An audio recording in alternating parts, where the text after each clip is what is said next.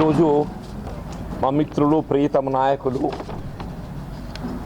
జగిత్యాల జిల్లా కాంగ్రెస్ అధ్యక్షులు ధర్మపురి శాసనసభ్యులు ప్రభుత్వ విప్ అడ్లూరి లక్ష్మణ్ కుమార్ గారి జన్మదినాన్ని పురస్కరించుకొని మన జగిత్యాల జిల్లా కార్యాలయంలో వారి జన్మదిన కార్యక్రమాన్ని మరి ఇంత గొప్పగా నిర్వహింపజేస్తున్న చొరవ తీసుకున్నటువంటి జగిత్యాల పట్టణ కాంగ్రెస్, ముఖ్యంగా జిల్లా యువజన కాంగ్రెస్, జిల్లా దళిత విభాగం మిత్రులకందరికీ నేను హృదయపూర్వకంగా ధన్యవాదాలు చెప్తూ, వాస్తవంగా లక్ష్మణ్ కుమార్ గారు వారి ప్రజా జీవితాన్ని ఎన్ఎస్యుఐ కార్యకర్తగా ఆరంభింపజేసిండే. విద్యార్థి విభాగం నుండి యువజన కాంగ్రెస్ నాయకుడిగా,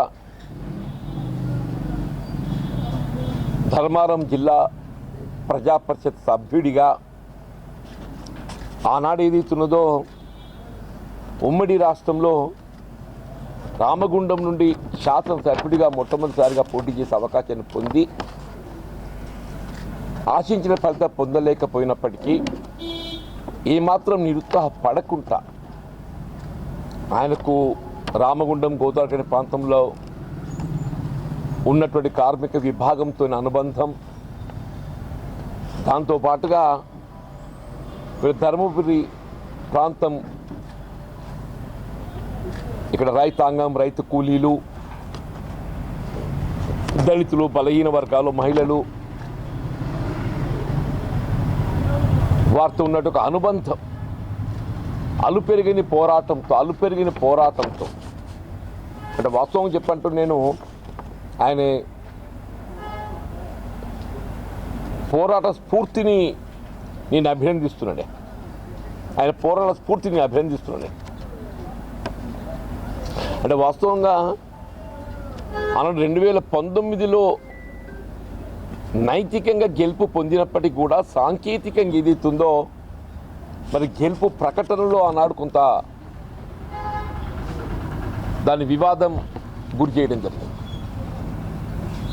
సరే, ఏదైనా అదృష్టం అనేది ఏదైతే మంచితనం అనేది వెన్నంటూ ఉంటే ఎప్పటికైనా అది మనకు అండగా నిలుస్తుందని భావించడానికి లక్ష్మణ్ కుమార్ గారి యొక్క ప్రజా జీవితమే ఇవాళ ఉదాహరణ.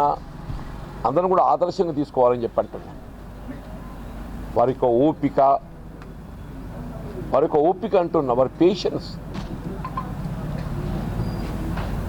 జిల్లా కాంగ్రెస్ అధ్యక్షుడిగా ధర్మపురి శాసన నియోజకవర్గంతో పాటు ఇటు జగిత్యాలే కానీ, కోట్లే కానీ, పార్ట్ ఆఫ్ చొప్పదండి కానీ, పార్ట్ ఆఫ్ వేములవాడ కానీ, కాంగ్రెస్ పార్టీ పటిష్టత కూడా వారు చేసిన కృషి ఇవాళ ఇక్కడ 3 నియోజకవర్గాలు నిలుచుకోవడం జరిగింది. ధర్మపురి కానీ, చొప్పదండి కానీ, వేములవాడ కానీ. సరే, అన్ఫార్చునేట్ టు మీ జగిత్యాల్లో నేను ఆశించిన ఫలితం పొందలేకపోయినా అయినా కానీ ఏదైతుందో మరి నాకు ఆ భావన రాకుండా నాకు అండగా నిలుస్తూ జగిత్యాల నియోజకవర్గంలో కూడా కాంగ్రెస్ పార్టీ బలోపేతం కొరకు రాష్ట్ర ప్రభుత్వం అమలు చేసి తలపెడుతున్నటువంటి సంక్షేమ కార్యక్రమాల అమలుకి ఏదైతుందో మరి ప్రాధాన్యతనిస్తూ వారు కృషి చేస్తుండ్రు. వారికి జగిత్యాల నియోజకవర్గం పక్షాన కూడా వారికి హృదయపూర్వకంగా ధన్యవాదాలు చెప్తున్నాను. ఇవాళ వారి జన్మదినం ఇలా 1 ఏప్రిల్ 1966 ఐ బిలీవ్. ఏదైనా 1 ఏప్రిల్ 2025 ఒక ప్రత్యేకత సంతరించుకుంది. మొన్న విశ్వావసునామ సంవత్సర ఉగాది పండుగ తెలుగు సంవత్సరాలు పురస్కరించుకొని రాష్ట్ర ముఖ్యమంత్రి వర్యులు మిస్టర్ రేవంత్ రెడ్డి గారు, అట్లాగే రాష్ట్ర పౌర సరఫరా శాఖ మంత్రులు ఉత్తమ్ రెడ్డి గారు ఈ రాష్ట్రంలో ఉన్నటువంటి పేదలకు, నిరుపేద వర్గాలకు పట్టెడు అన్నం అందింప చేయబడే విధంగా ఏదైతే సన్న బియ్యం పంపిణీ కార్యక్రమాన్ని ఆరంభింప చేయడం జరిగిందో అలాంటి కేవలం హుజూర్ నగర్ నియోజకవర్గాన్ని పరిమితమై ఆరంభింపజేసింది.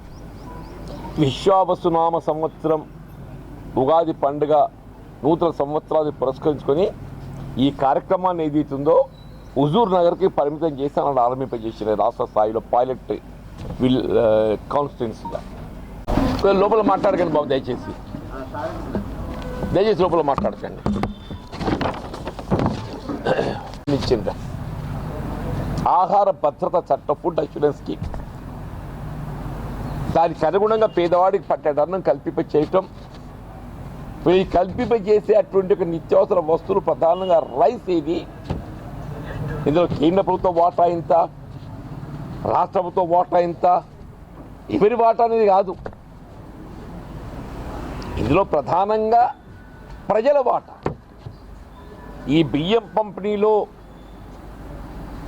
భరించే ఆర్థిక భారం ప్రధానంగా మోసేది ప్రజల వాటా అంటున్నా.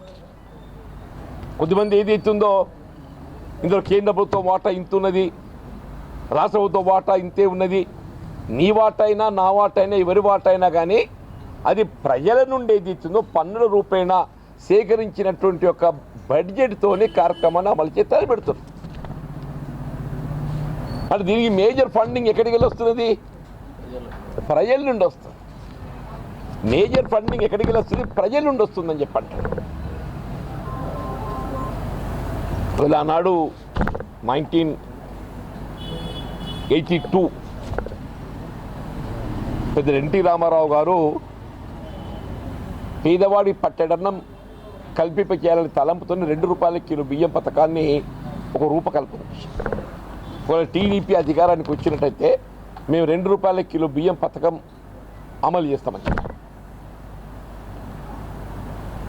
అంతవరకు అధికారంలో ఉన్న కాంగ్రెస్ పార్టీ అన్నాడు ఏదైతే ఉందో కిలో ₹1.90 అని చెప్పని అమలు చేయదలబెట్టి ₹1.90. TDP was for ₹2. కాంగ్రెస్ ఏదైతే ఇంకా 10 పైసలు తక్కువ. సరే, ప్రజలు టీడీపీ పట్టం కట్టిండ్రు. ఆయన ₹2 కిలో బియ్యం ఇలా అమలుకు చేపట్టడం, ఇలా ₹2 కిలో బియ్యం అంటేనే టీడీపీ అనేది ఒక గుర్తింపు వచ్చింది. దాన్ని ఎవరం కూడా కాదండి.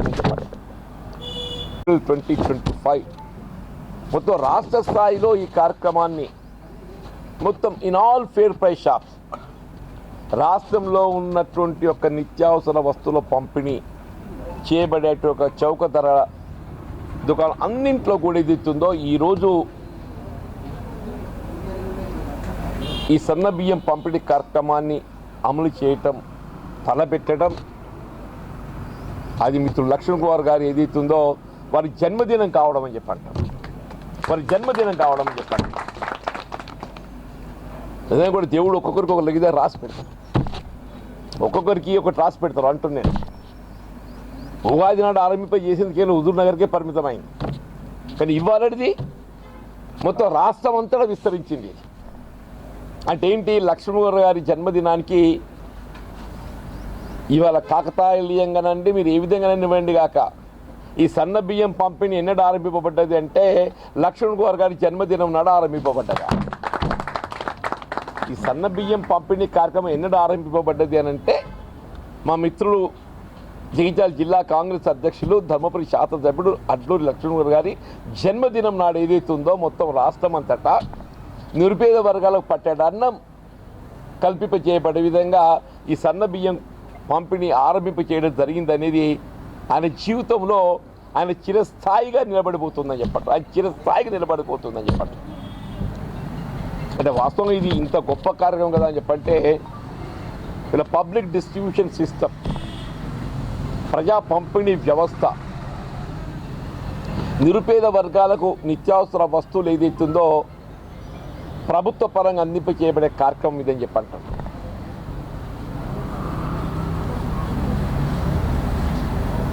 అందులో భాగంగా మొత్తం దేశమంతటా కూడా ఇది, దేశమంతటా కూడా ఇవాళ మేలైన సన్న రకాలు అందింప చేస్తే బాగుంటుందనే భావన అందరిలో ఉన్నది.